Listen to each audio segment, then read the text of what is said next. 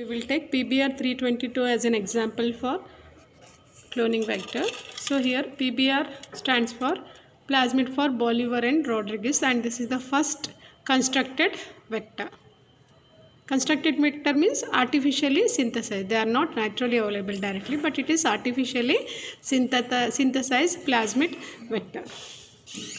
Okay, PBR 322, it's a cloning vector, and this particular PBR 322, so we have discussed that like your cloning vector should have some specific components. So this is the first genetically engineered enzyme. So first component here it is origin of replication. So this is the origin of replication, and this origin of replication, this particular thing will be helpful for replication of the plasmid within the bacterial cell. And second important thing is unique restriction site. So you can see here arrow marks.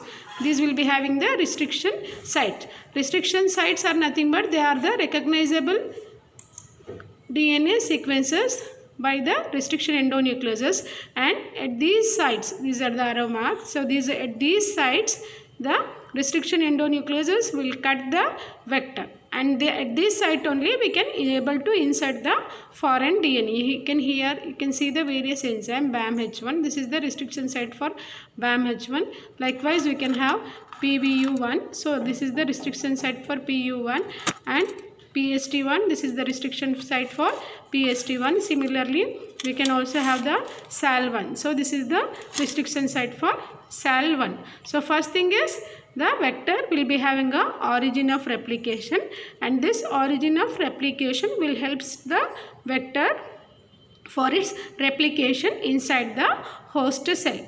Okay, so if the origin of replication is not there, the vector can't able to separately self-replicate itself. So first important component, a vector should have a origin of replication, which is also known as the ORI site, and this will be different for different type of organism. Okay, so in case of the PBR22, it is called E1. This is the ORI site, origin of replication. Okay, and then second important component a vector should have is restriction sites. So restriction sites are nothing but these are the palindromic sequences that are recognized by the restriction endonucleases, and when we add the restriction endonuclease, the restriction endonuclease recognize these sites and they will cut the vector at these positions. Okay, at this position it will cut the vector and it will open up the vector, and once the vector is opened up, we can able to ligate or join our gene of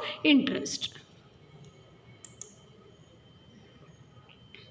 Okay, and then another important component that should be there in the vector is selectable marker genes. So selectable marker genes are nothing but these are the specific marker components that should be present inside in the vector, and that will be recognized into the host cell. So this will act as a signal whether the vector is present inside the host cell or not. And first thing is selectable markers will give a signal that whether vector is present or not, and second thing is they also give the signal whether your gene fragment is inserted into the vector or not. Okay, here in the PBR 322 we have two selectable marker gene. One is tetracycline resistance gene, another one is the ampicillin resistance gene. Okay, these will give the signal whether the given gene is inserted into the vector or not, and second thing